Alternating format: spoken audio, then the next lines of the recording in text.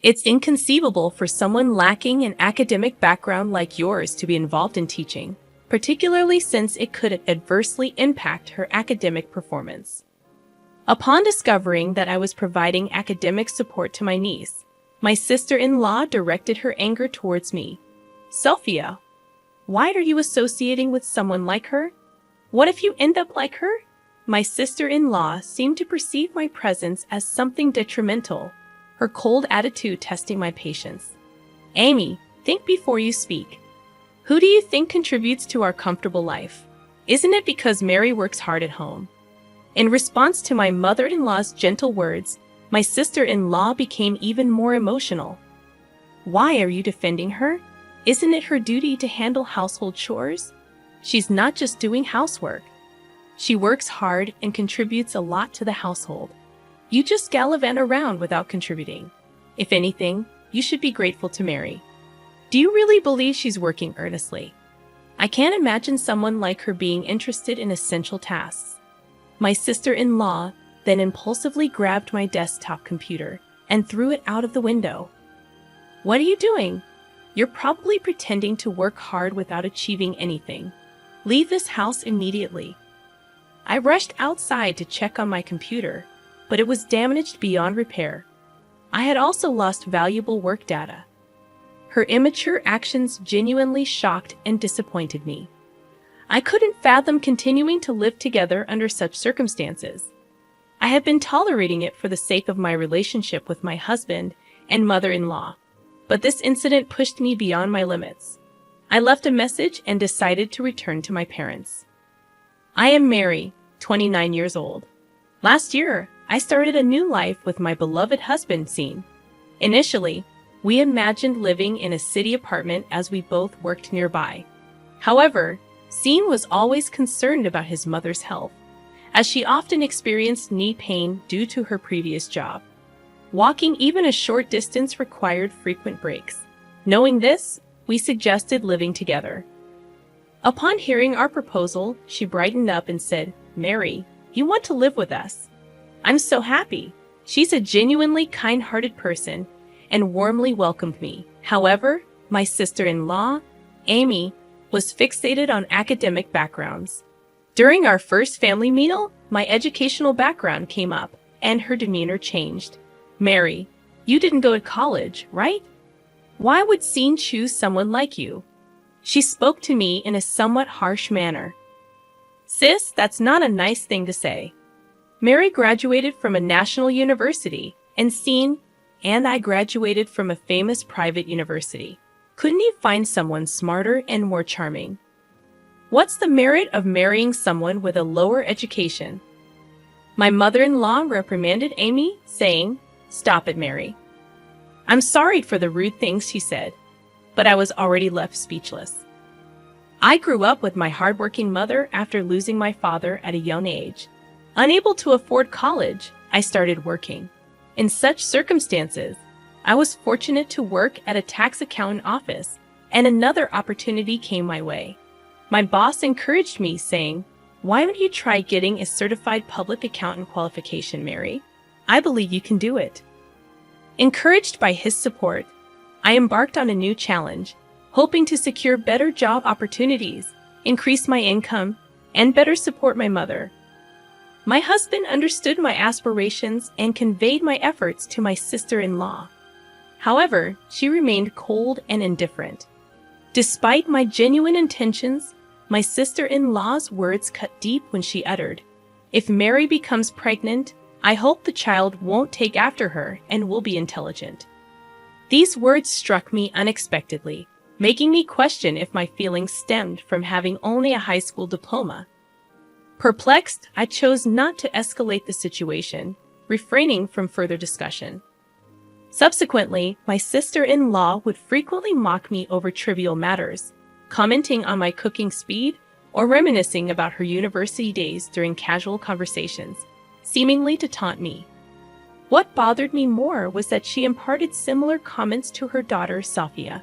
Sophia, being a kind-hearted child, obediently listened to her mother's words. My sister-in-law had high expectations for Sophia, now preparing for her junior high school entrance exam at S Academy Junior High. Although my sister-in-law took a part-time role there without a teaching license, she did it to avoid additional responsibilities. In front of me, she would deliberately tell Sophia, "Let's work hard together for the future." Frustrated, I bit my lip, lacking the courage to confront my sister-in-law and not wanting to drag my husband and mother-in-law into any trouble. Despite our infrequent meetings, I told myself that enduring her behavior would be okay. However, an unexpected development awaited us one day. My sister-in-law suddenly arrived at our house, holding Sophia's hand, and casually announced, "Mom, I got divorced. We'll be staying here for a while. Please take care of us." Both my mother-in-law and I were shocked by this sudden news, questioning why it happened so abruptly. My sister-in-law responded with a sigh, stating, "That man was so annoying till the end. He incessantly complained about the smallest things and never listened to me, yet he decided to divorce just because of that." Before my mother-in-law could continue, she stopped herself. "It's not just that," my sister-in-law replied with a bitter smile. "When I asked for alimony during the divorce, he only agreed to pay $600. After being together for so long, I was shocked by the amount. So, I thought it would be better to come back home where I don't have to worry about living expenses. Plus, I wanted to spend more time with you, Mom." She showed a slight smile and held her mother's hand. "I can live peacefully in this house." She then laid back on the sofa, scrolling through her smartphone, with packed bags and boxes scattered around the room. My mother-in-law and I were lost for words, watching this chaotic scene. A look of surprise and confusion was evident on my mother-in-law's face, and I shared those feelings as well. After a while, my sister-in-law handed me some of her clothes, asking, "Mary, can you wash these for me later?" I suggested that they should be sent to the dry cleaners, but she replied, self-centered, "You could do that much for me, right?"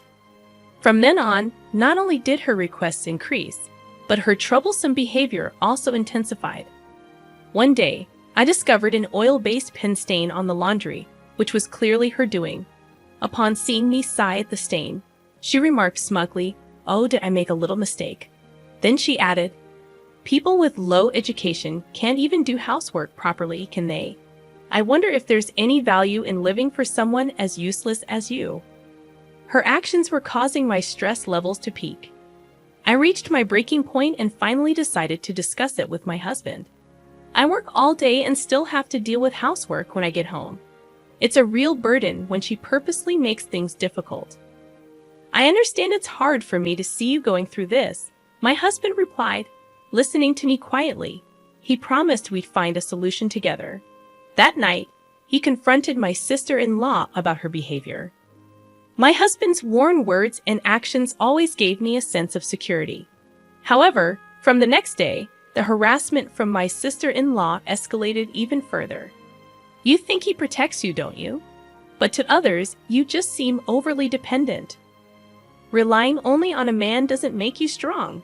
I don't have any intention of being dependent, depending on someone, being protected by them. To others, you might seem like a coward. Can't you stand on your own?" Holding back my emotions became harder with each of my sister-in-law's words. Despite facing many hardships in life and taking pride in overcoming them, I couldn't stand being hurt by her words. Seeing my distress, my husband seemed wary from the constant confrontations with his sister and began avoiding her. However, my sister-in-law's harassment didn't stop with me. It began affecting Sophia as well. She was keen on getting Sophia admitted to S Academy and was eager to send her to a tutoring school. "Sophia, what's this test score? You can't get into S Academy with these grades. I apologize if your grades don't improve. Maybe you will need to hire a tutor. But remember, it's up to how hard you work." Sophia, looking like she was on the verge of tears, nodded. She had already been going to a cram school every day after school, and getting a private tutor would make her lose any free time she had left. Feeling sorry for Sophia, I offered, "Do you want to study with me? I can help you with some things, really. Of course, I'm here for you." From then on, we started studying together, being careful not to get noticed by my sister-in-law. Although Sophia sometimes struggled, she grasped concepts when taught patiently. "Mary, I got 80 points on my test." "That's great," Sophia exclaimed. "You worked really hard." Sharing that success brought genuine warmth to our hearts. My mother-in-law, who noticed our efforts, sometimes cheered us up secretly by sharing delicious cakes with us. The time spent with her and Sophia became my healing moments. However, this peaceful time was short-lived. One day, while studying with Sophia, my sister-in-law unexpectedly returned home. Seeing us, she shouted, "What are you doing? You, with no formal education, are teaching her? I can't believe it. You might make her grades drop. Stay away." Furthermore, my sister-in-law slapped Sophia on the shoulder and yelled, "Why are you spending time with her? Do you want to end up like her?" The way she spoke about me as if I were contagious made my anger boil over. All the things I had been holding back just overflowed. As I told you before, I'd only graduated high school due to financial reasons. Judging someone solely based on their educational background is wrong. "What did you say?" My sister-in-law exploded even more. Hearing the commotion, my mother-in-law intervened, saying, "What's happening here? Mary is getting too close to Sophia." What if her low educational background influences Sophia? Do you know who's ensuring our comfortable lifestyle? Haven't you seen how hard Mary works at home? My mother-in-law's calm yet pointed words only fueled my sister-in-law's anger. Why are you defending her? Anybody can do household chores. It's not just chores. She's working hard, contributing to our household. All you do is go out and play, indifferent to what's happening at home. You should be more grateful. Are you saying she has a proper job? I can't believe it. With that, my sister-in-law grabbed my PC from the desk and threw it out the window. Why would you do that? That job you cherish so much probably isn't that big of a deal. Stop acting so pretentious. Just leave this house already. I rushed outside in a panic to check my computer, but it was broken beyond repair. It contained my work's vital data. Feeling anger and disappointment towards her childish behavior, living together with someone like this became impossible.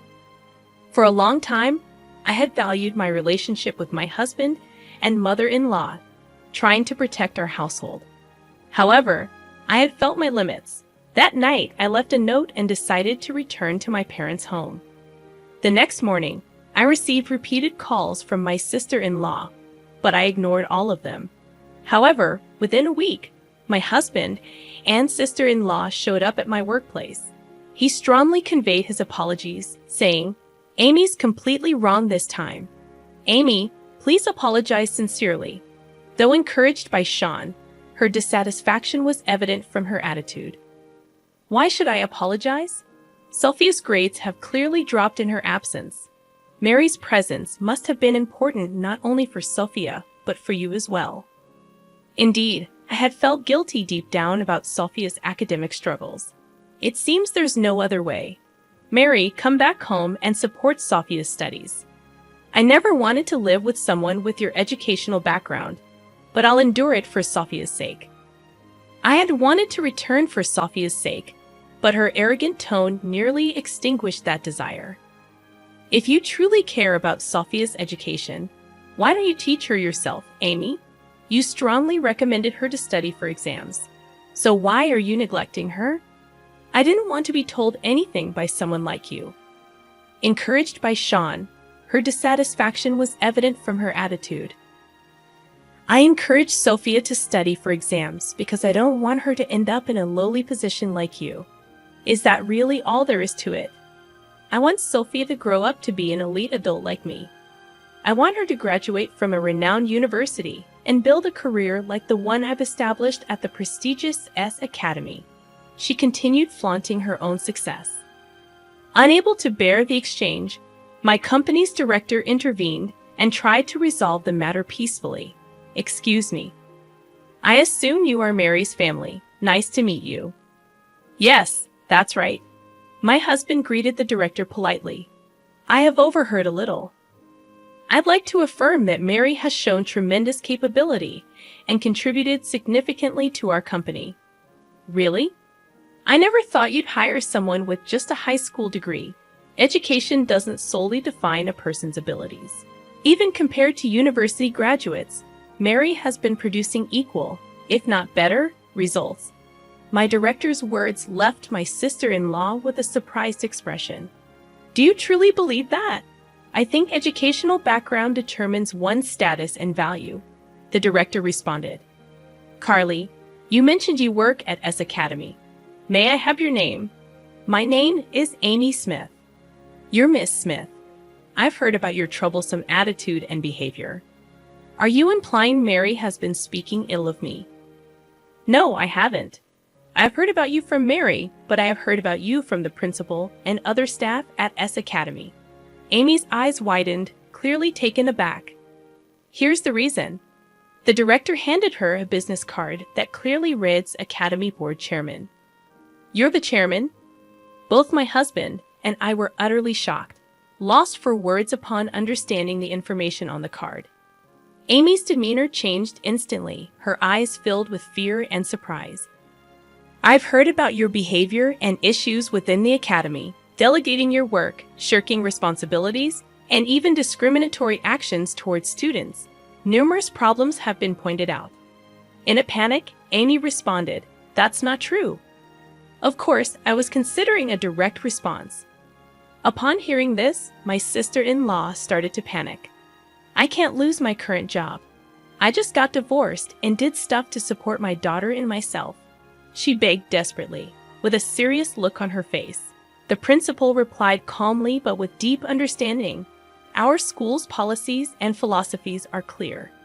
We cannot tolerate work behavior like yours. My sister-in-law was devastated and burst into tears on the spot. The next day, an official notice from S Academy confirmed that she had to leave the school. Unable to hide her shock, she returned home in confusion. Afterwards, she locked herself in her room, and occasional voices of anger and dissatisfaction could be heard. This situation started affecting the family dynamics. Her stress was often directed at Sophia, and the tension in the household grew day by day. How can you not even solve this simple problem for a sixth grader? This is unacceptable. You will not rest or sleep until you finish this textbook tonight, so make sure to get it right. Sophia had been studying under this strict guidance day after day, and her fatigue was evident on her face. I was worried she might follow Amy's path. Stop pushing Sophia like this. Think about what you're doing, my mother-in-law interjected, unable to bear the situation. Mom, shut up. I don't want to hear anything you say. Taking the situation seriously, my mother-in-law finally told Amy to leave the house. Amy, you can't stay here any longer. Leave now. Why should I be the one to leave? You're the one pushing Sophia to the brink and harming her mental health. If you care about her as your own daughter, leave this house now. I can't believe you're trying to take my daughter away from me. My mother-in-law asked the distressed Sophia. Sophia, what do you want? Do you want to stay in this house or go somewhere else with your mother? Sophia's answer was clear. I want to stay in this house. I'm scared to be with Mom. Shocked by these words, Amy lowered her head and cried. But my mother-in-law's resolve was firm, and she escorted her daughter out of the house. Reflect sincerely on your actions. What you did can never be tolerated. With that, my mother-in-law closed the door. Afterwards, my sister-in-law ended up losing her job and home. She tried various jobs, but due to her personality, she struggled, and her difficult life continued. With her gone, I returned to my mother-in-law's home and regained our peaceful daily life. Sophia regained her peace of mind and started to smile every day. When we learned that she wanted to continue her studies, we, as a couple, decided to support her. A year later, Sophia successfully passed the entrance exam to S Academy. As her hard work finally bore fruit, we felt genuine relief and joy. Now Sophia continues to work hard towards her dream of becoming a teacher, and we hope to continue supporting the path she has chosen.